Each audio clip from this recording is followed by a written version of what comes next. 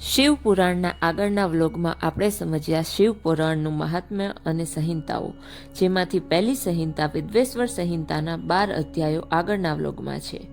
હર હર મહાદેવ મિત્રો, કલાપી નગરી લાઠીની એકમાત્ર યુટ્યુબ ચેનલમાં આપનું હાર્દિક સ્વાગત છે. જો તમે ચેનલ પર નવા હોય તો ચેનલને સબસ્ક્રાઇબ કરી દેજો અને બેલ આઇકન પ્રેસ કરી દેજો, જેથી આવનારા વ્લોગનું તમને નોટિફિકેશન મળતું રહે. અને જો તમને અમારા વિડીયોઝ પસંદ આવતા હોય તો લાઇક, શેર અને કમેન્ટ કરીને તમારો અભિપ્રાય ખાસ અમને જણાવજો. હવે આગળ. અધ્યાય 13-15 મનુષ્યના આચાર, ધર્મ, મહાયજ્ઞો અને દાન. શૌનક મુનિ કહે છે, હે સૂતજી, મનુષ્યએ ધર્મમય જીવન વ્યતીત કરવા કયા સદાચારોનો આશ્રય લેવો તે આ 4 ધર્મ અમને કહી સંભળાવો. સૂત કહે છે, હે સજ્જનો, પવિત્ર શાસ્ત્રોમાં કહેવામાં આવ્યું છે કે આચાર પરમો ધર્મ. ધર્મનો પાયો આચાર ઉપર રહેલો છે. ધર્મની રક્ષા માટે વર્ણાશ્રમનું વિધાન કર્યું છે. તે જન્મજાત પ્રમાણે નહીં પરંતુ આચાર પ્રમાણે કર્યું છે. મનુષ્યના 4 ગુણોને પ્રભુએ પકડ્યા છે. તે ગુણ અને કર્મોના આધારે પડેલા છે અને તેમના કર્મો તેમના સ્વભાવ અનુસાર નક્કી કરી આવેલા છે. અર્થાત સ્વભાવ, ગુણ અને કર્મ અનુસાર મનુષ્યની જાતિ નક્કી થાય છે. મુનિઓને સૂતે એ જ વાત કહી છે. વેદ તેમજ વેદાચાર જાણનારો મનુષ્ય જ બ્રાહ્મણ કહી શકાય છે. બાકીના બ્રાહ્મણને દ્વિજ કહેવાય છે. રાજાની સેવા ચાકરી કરનારો બ્રાહ્મણ ક્ષત્રિય બ્રાહ્મણ છે તેમ માનવું. ખેતી વિષયક વેપાર કરનારો બ્રાહ્મણ વૈશ્ય બ્રાહ્મણ છે. બીજાની ઈર્ષા તેમજ દ્વેષ કરનાર ચાંડાળ બ્રાહ્મણ કહેવાય છે. તે જ રીતે પૃથ્વીનું અને પ્રજાજનોનું પાલન કરનાર રાજા ગણાય છે. બીજા બધા ક્ષત્રિય કહેવાય. ધાન્યનો વેપાર કરનાર વૈશ્ય કહેવાય. બીજા બધા વણિક કહેવાય છે. આ ત્રણેય શ્રેણીની સેવાને શૂદ્ર કહેવાય છે. દૈનિક આચાર વર્ણવતા સૂત કહે છે કે મનુષ્યએ વહેલી સવારે ઉઠીને દેવનું સ્મરણ કરવું જોઈએ, પૂજન અર્ચન કરવું જોઈએ. ત્યાર પછી દેહ શુદ્ધિ તેમજ નિત્ય કર્મથી પરવારીને પ્રભુ સદાશિવની સેવા કરવી. સાયંકાળે મંદિર, મઠ, અગર શિવાલયમાં પહોંચીને પ્રભુ શિવના દર્શન કરી ઓમકારનો અથવા પંચાક્ષર મંત્રનો ભાવપૂર્ણ રીતે જપ કરવો જોઈએ. નિષ્કામ મનુષ્યને ધર્મ વડે તેના પાલનથી ચિત્તની શુદ્ધિ થાય છે. એટલું જ નહીં, ચિત્ત શુદ્ધિ પછી જ્ઞાનનો વિસ્તાર વધે છે. તે વધુ તેજોમય બને છે. સતયુગમાં એકાગ્રતાપૂર્વક ધ્યાન કરવાથી, ત્રેતા તપ કરવાથી, દ્વાપરમાં યજ્ઞ કરવાથી તેમજ કલયુગમાં પૂજન અર્ચન કરવાથી જ્ઞાનની પ્રાપ્તિ થાય છે. તેમજ તેથી વૃદ્ધિ પણ થાય છે. તેના પ્રભાવક લાભ પણ મળે છે. કળિયુગમાં દ્રવ્ય ધર્મને અતિ મહત્વ અપાયું છે, પરંતુ ધન નીતિના માર્ગે પ્રાપ્ત કરવું જોઈએ. પરિશ્રમ થકી મેળવવું જોઈએ. પોતાના દ્રવ્યના 3 ભાગ અનુકૂળતા મુજબ કરવા જોઈએ. 1 ધન માટે, 2 ધર્મ માટે અને 3 પોતાના માટે. ગૃહસ્થીએ ધનના ભાગથી ધનની વૃદ્ધિ કરવી જોઈએ. ધર્મ માટે ફાળવાયેલ ધનના ભાગમાંથી દાન કરવું જોઈએ. તેમજ પોતાના માટે ફાળવાયેલા ભાગમાંથી કુટુંબનું પોષણ કરવું જોઈએ. આ મુજબ સદાચારથી પગલાં માંડનાર મનુષ્ય સુખ સમૃદ્ધિ પામે છે, સ્વર્ગ પામે છે. આ રીતે સમજ આપીને સૂતજી શાંત બનીને મધુરું સ્મિત રેલાવી રહ્યા. 5 મહાયજ્ઞોનું સમજ. મુનિ સૂતને વિનંતી કરતા કહે છે કે હે સૂત, હવે તમે 5 મહાયજ્ઞો વિશે કહો. અગ્નિયજ્ઞ, દેવયજ્ઞ, બ્રહ્મયજ્ઞ, પૂજન, ગુરુપૂજન અને બ્રહ્મતૃપ્તિ તે વિશે સમજાવો. સૂત નમ્ર ભાવે, કલ્યાણ ભાવે કહે છે કે હે મુનિ, તમે આ પડે ખૂબ જ અગત્યનો પ્રશ્ન મને કર્યો છે. હવે તમે શાંત ચિત્તે 5 યજ્ઞ વિશે સાંભળો. અગ્નિમાં દ્રવ્ય હોમવામાં આવે છે, તે મુજબ યજ્ઞ કરાય છે. તેને અગ્નિયજ્ઞ કહેવાય છે. બ્રહ્મચારીઓ શ્રદ્ધાભાવથી સમિધ થકી યજ્ઞ કરે છે. ગૃહસ્થીઓ પોતાના ઘરમાં કાયમ અગ્નિ રાખે છે. વાનપ્રસ્થો પોતાના આત્મામાં અગ્નિનો આરોપ કરે છે. યજ્ઞ નિત્ય કરવો જોઈએ. હવે દર્શ પૂર્ણમાસ વગેરે યજ્ઞોને દેવયજ્ઞ માનવા. દેવોને પ્રસન્નતા બક્ષવા માટે પ્રસંગોપાત આ યજ્ઞો કરવામાં આવે છે. વેદોનો અભ્યાસ કરવો તેને બ્રહ્મયજ્ઞ કહેવાય છે. આ બ્રહ્મયજ્ઞ નિત્ય કર્મ કર્યા પછી શકે છે. પરમ કૃપાળુ દયાળુ મહાદેવે સર્વના કલ્યાણ માટે 7 વારોની કલ્પના કરી છે. તેમણે દરેક વારના દેવતા કલ્પેલા છે. જે તે વારે તેમના સ્વામી દેવની પૂજા કરી હોય તો તે અચૂક ફળ આપે છે. રવિથી શનિ સુધીના વાર ક્રમબદ્ધ રીતે આરોગ્ય, સંપત્તિ, રોગ, શાંતિ, પુષ્ટિ, આરોગ્ય, ભોગ તેમજ મૃત્યુનો નાશ એવા ફળ આપે છે. તેમ માનવું જોઈએ. દેવોને પ્રસન્ન કરવા માટેની આ પૂજા તે ગુરુ પૂજન કહેવાય છે. હોમ, પૂજન તેમજ વિધિ કર્યા બાદ બ્રાહ્મણોને ભોજન કરાવી તૃપ્ત કરવા જોઈએ. બ્રાહ્મણ જમે તેને બ્રહ્મ તૃપ્તિ કહેવાય. તેથી ઈશ્વર સદાશિવ પ્રસન્નતા પામે છે. 5 પ્રકારના યજ્ઞો શ્રદ્ધા ભાવથી કરવામાં આવે તો ક્રમે ક્રમે જ્ઞાનની સિદ્ધિ પ્રાપ્ત થાય છે એમ ચોક્કસ માનવું. દાનનું મહત્વ. શુદ્ધમ ગૃહમ સમફલમ દેવયજ્ઞાદિ કર્મસુ. સૂત કહે છે કે ઘરને સ્વચ્છ રાખવાથી તથા ત્યાં પૂજન કરવાથી યથાર્થ ફળની અવશ્ય પ્રાપ્તિ થાય છે. જો કે ગાયોને રહેવાનું સ્થળ સ્વચ્છ કરવાથી, ગાયોની યોગ્ય રીતે રક્ષણ કરવાથી પણ ફળની પ્રાપ્તિ થાય છે. જળાશયોનો કાંઠો તેનાથી ઘણું ફળ આપે છે. તુલસી, બિલ્લી, પીપળાનું મૂળ, દેવાલય, તીર્થધામ, નદીનો કિનારો, દરિયાનો કિનારો, ગિરિશૃંગો વગેરે ઉત્તરોત્તર 10 ગણું ફળ આપનારા છે. સમજુ અને જ્ઞાની મનુષ્યો પોતાનું મન જ્યાં ઠરે ત્યાં તે સ્થાનને ઉત્તમ અને શ્રેષ્ઠ માનવું. પતનથી બચાવનારને શાસ્ત્રોએ પાત્ર કહેલ છે. તે મુજબ પાપથી બચાવે તેને દાનને પાત્ર ગણાય છે. જે મંત્ર ગાનારને પાપ બચાવે તે ગાયત્રી મંત્ર કહેવાય. માટે દાન, જપ, હોમ અને પૂજન વગેરે કાર્યોમાં દાન કરવા સારું ગાયત્રીનો ઉપાસક બ્રાહ્મણ યોગ્ય પાત્ર ગણાય છે.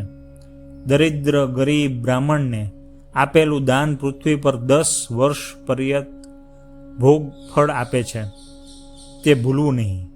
વેદનો અભ્યાસ કરેલા બ્રાહ્મણને કરેલું દાન સ્વર્ગમાં 10 વર્ષ ભોગ ફળ આપે છે. વિષ્ણુના ભક્ત એવા ભક્તને આપેલું દાન વૈકુંઠમાં વાસ આપે છે. શિવ ભક્ત બ્રાહ્મણને આપેલું દાન કૈલાસમાં વાસ કરાવે છે. આથી હે સજ્જનો, સદૈવ તપશ્ચર્યા અને દાન ભાવ કેળવવા જોઈએ. એટલું જ નહીં, દાન કરવું જોઈએ. ભગવાન શ્રી કૃષ્ણએ ગીતામાં કહ્યું છે કે મનુષ્યએ, જ્ઞાનીએ યજ્ઞ, દાન અને તપ 3 કર્મોની કદી તજવા ન જોઈએ. કેમ કે મનુષ્યોને પાવન કરે છે. સમજુ મનુષ્યોને દરેક ભોગદાયી વસ્તુઓનું દાન કરવું જોઈએ, જેથી તેને આ લોકમાં તથા પરલોકમાં ઉત્તમ ભોગ મળે છે. ઈશ્વરાર્પણમ બુદ્ધિથી કરેલા કર્મ હંમેશા મોક્ષ ફળ આપે છે તેમ માનવું. અધ્યાય 16. પાર્થિવ પ્રતિમાનું પૂજન. તે પછી મુનિઓને ભગવાન સદાશિવની પાર્થિવ પ્રતિમાની પૂજન વિધિ વિશદતાથી જાણવાની ઈચ્છા જાગી. તેથી મુનિ સોનક સૂતને તે મુજબ કહે છે. સૂતજી કહે છે કે હે સજ્જનો, તમે આજે ઘણા ઉત્તમ પ્રશ્નો કર્યા છે. હે બ્રાહ્મણ, તળાવ, નદી કે કૂવાના જળની અંદરની માટી લઈ આવી તેની સુગંધીદાર દ્રવ્યોથી પવિત્ર બનાવી તેમજ દૂધ થકી ભીંજવીને પાર્થિવ પ્રતિમા બનાવવી. પ્રતિમાને દરેક અંગ પ્રત્યંગ તેમજ આયુધયુક્ત બનાવવી. ત્યાં પછી સુંદર મંડપ બનાવી આદરપૂર્વક તેની સ્થાપના કરવી. આ પવિત્ર પ્રતિમાનું 16 પૂજન કરવું, જેના પુષ્પ થકી, પ્રોક્ષણ અને મંત્ર થકી અભિષેક કલ્પવા. અભિષેક વડે આત્માની શુદ્ધિ થાય છે, ગંધથી પુણ્ય મેળવાય છે, નૈવેદ્યથી આયુષ્ય અને તૃપ્તિ મળે છે, ધૂપ કરવાથી ધન મળે છે, દીવાના પ્રાગટ્યથી જ્ઞાન અને પાન બીડાથી ભોગ મેળવાય છે. જે કર્મ દ્વારા પૂર એટલે કે ભોગ ફળની સિદ્ધિ થાય છે તેને પૂજા કહેવાય છે. વેદોમાં પણ સરસ રીતે કહેવામાં આવેલું છે કે પૂજાયતે અનેન, એટલે કે ભોગની સાથે મનના ભાવોની તેમજ જ્ઞાનની સિદ્ધિ પૂજન છે. નિત્ય તેમજ નૈમિતિક કર્મો ચોક્કસ સમય બાદ ફળ બક્ષે છે, પણ કામ્ય કર્મ જો સારી રીતે આચરણમાં મૂકવું હોય તો તેનું ફળ તરત જ પ્રાપ્ત થાય છે. પ્રત્યેક મહિનાની વદ ચોથના દિને ગણેશજીની પૂજન થાય છે. મહામાસની સુદ 7મે સૂર્યની પૂજા, પ્રત્યેક 12સે વિષ્ણુનું પૂજન, આસો વદ 14સે અંબિકાની પૂજા ઉત્તમ લેખાય છે. તે પ્રકારે મહાવદ 14સે શિવજીની પૂજન શ્રેષ્ઠ અને ઉત્તમ ગણાય છે. સ્થાવર જંગમ આ જગત નાદ અને બિંદુની સમાન છે. બિંદુ શક્તિનું સ્વરૂપ છે. નાદ એટલે કે શિવ, એટલે કે આપણે એમ સમજવું રહ્યું કે જગત શિવ અને શક્તિનું જ સ્વરૂપ છે. શિવજીના આધારે શક્તિ એટલે કે નાદના આધારે બિંદુ અને બિંદુના આધારે જગત રહેલું છે. બિંદુ દેવી પાર્વતી જગતની માતા છે અને નાદરૂપ સદાશિવ વિશ્વના જગતના નાથ છે, પિતા છે. શ્રદ્ધાભાવથી ભક્તિ અર્ચન કરવાથી પરમ કૃપાળુ દયાળુ સદાશિવ પ્રસન્ન થાય છે. તેમની દયા ઉતરે છે, મનોકામનાઓ પણ સિદ્ધ થાય છે. સદાશિવની ભક્તિ ભાવથી પૂજા કરનારને મોક્ષ મળી જાય છે. તેને ફરીથી જન્મ મેળવવો પડતો નથી. એટલું જ નહીં, રુદ્રાક્ષ ધારણ કરવાથી ચોથા ભાગે, ભસ્મ ધારણ કરવાથી અડધા ભાગે, તેમજ શિવ મંત્રનો શ્રદ્ધા ભાવથી જપ કરવાથી પોણા ભાગે મનુષ્ય ભક્તિ સભર ગણાય. ટૂંકમાં એને ભક્તિ વાળો ગણી શકાય. જો કે શિવ પૂજન કરવાથી ભક્ત પૂર્ણ ભક્તિમાન તરીકે ઉપસે છે. અધ્યાય 17 પ્રણવ મંત્રનો જપ તેમજ સમજૂતી. ઋષિઓ કહે છે, પ્રણવનો અને ષડલિંગનો મહિમા તથા શિવ ભક્તિનું પૂજા અંગે કહો. સૂત કહે છે, તમે ઓમકાર વિશે જાણો. પ્રણવ એટલે કે ઓમકાર, તેમાં પ્ર એટલે કે પ્રકૃતિથી ઉત્પન્ન થયેલો સંસાર, નવ અર્થાત નાવ, સંસાર સાગરમાંથી નાવ થકી પાર પડાય છે, એટલે કે તરી શકાય છે. તરી જવાય એટલે એને પ્રણવ કહેવાય છે. બીજી રીતે જોઈએ તો પ્ર એટલે પ્રપંચ, ન એટલે નથી અને વ એટલે તમને એવો અર્થ થાય. અર્થાત કે પ્રણવ જપ કરનારને સંસારનું બંધન કદાપી થતું નથી. ત્રીજી રીતે જોઈશું તો પ્રકર્ષેણ વહ નયેત ઇતિ પ્રણવ, અર્થાત જે ઉત્કૃષ્ટ રીતે મોક્ષ તરફ તમને દોરી જાય તે પ્રણવ. આમ પ્રણવના પણ 2 પ્રકાર છે, સ્થૂલ અને સૂક્ષ્મ. 1 અક્ષરવાળો સૂક્ષ્મ અને 5 અક્ષરવાળો સ્થૂલ.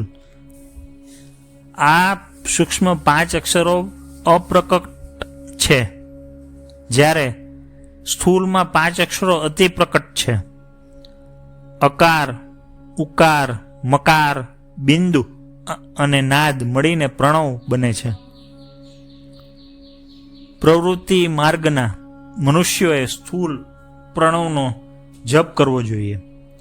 સૂક્ષ્મ પ્રણવનો સદા જપ કરવાથી, સદાશિવનું એકાગ્રતાપૂર્વક ધ્યાન ધરવાથી સદાશિવ સ્વરૂપ બની જાય છે. સૂતજી આગળ કહે છે, હે બ્રાહ્મણો, સદાશિવ પંચાક્ષર મંત્ર નમઃ શિવાયનો જાપ મહામાસ તેમજ શ્રાવણ માસમાં કરવો ઉત્તમ ગણાય છે. મિતાહાર તેમજ મૌન રાખવાની પ્રથમ 1000 જપ વડે શુદ્ધ થવું. ત્યાર પછી શિવજીનું ભાવપૂર્વક રીતે સ્મરણ કરવું. તેમના સ્વરૂપમાં તદાકાર થવું.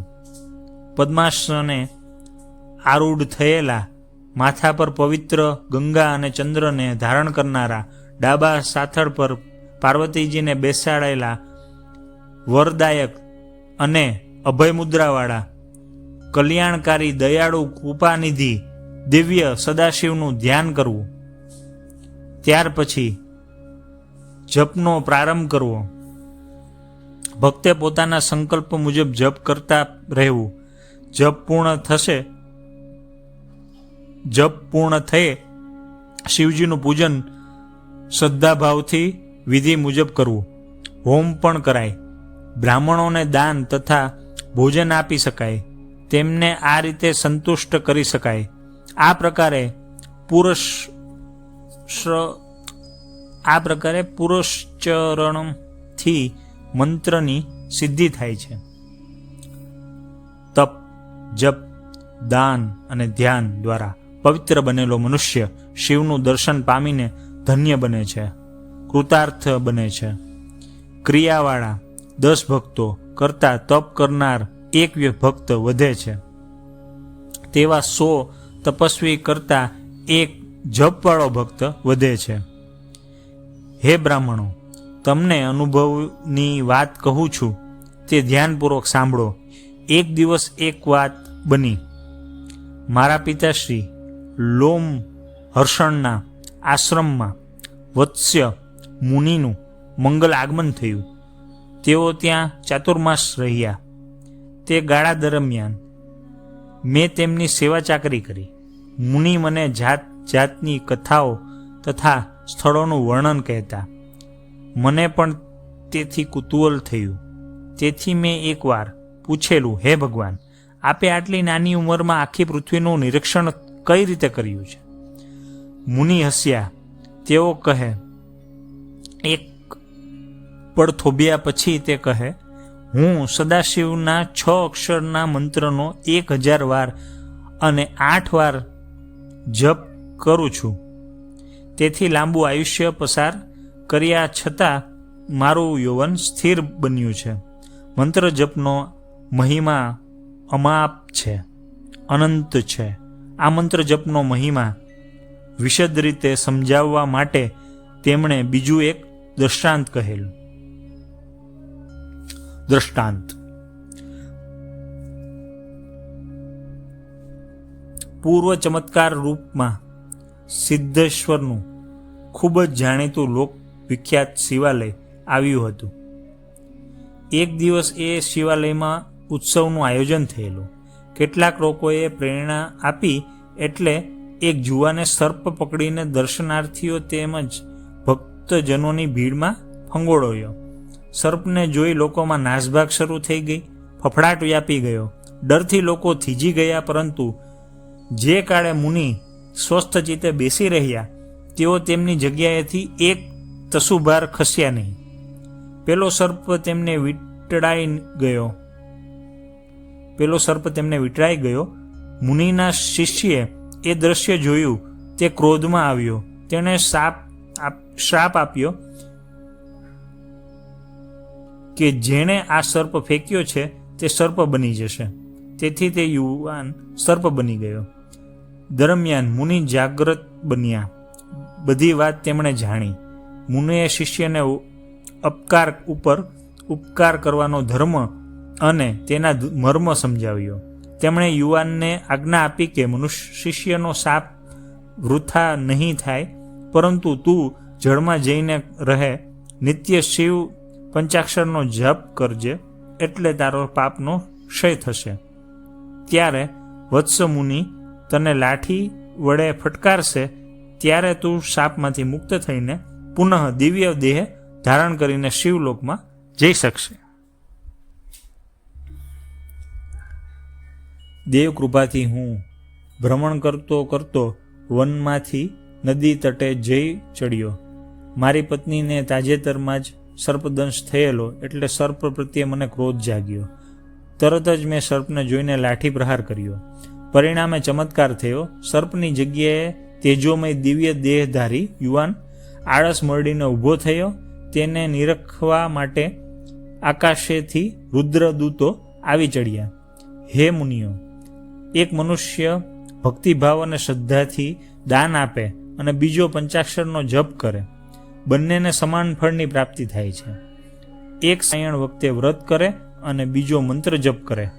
એક પંચાગ્નિ તપ કરે અને બીજો મંત્ર જપ કરે. એક જણ સર્વસંગનો ત્યાગ કરી જ્ઞાન પ્રાપ્તિ કરે અને બીજો મંત્ર જપ કરે તો બંનેની સમાન ફળ પ્રાપ્તિ થાય છે. હે બ્રાહ્મણો, જે તમને પંચાક્ષર મંત્રનો જપનું દિવ્ય મહાત્મય સાંભળ્યું છે, તમે હવે બીજું શું સાંભળવા